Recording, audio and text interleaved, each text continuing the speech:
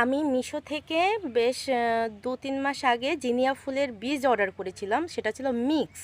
কিন্তু মানে খুব দুশ্চিন্তায় ছিলাম যে আদৌ কি মিক্স এটা? মানে সুন্দর, সুন্দর কালার পাবো কি না?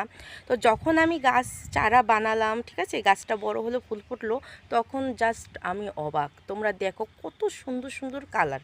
হ্যাঁ? তাও মিশো থেকে অর্ডার করা সিডস থেকে। এই দেখো। এই যে এই একটা কালার, কত সুন্দর একটা কালার। দেখো এটা কিন্তু পিঙ্ক কালার। তারপরে এই যে এই দেখো এটা একটা অরেঞ্জ কালার, খুব সুন্দর কিন্তু কালারটা।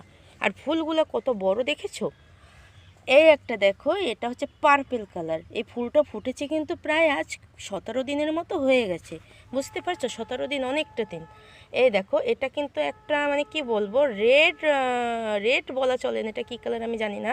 তোমরা জানলে আমাকে কমেন্ট বক্সে লিখে দিও।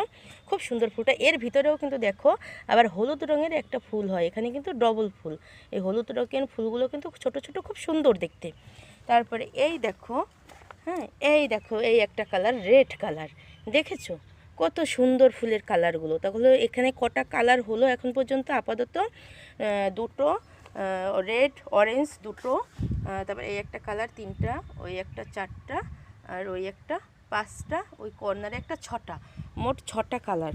এখনও দেখো এই গাছে কিন্তু কুড়ি নিয়েছে। এটার যে কী কালার হবে এখন পর্যন্ত জানি না আমি।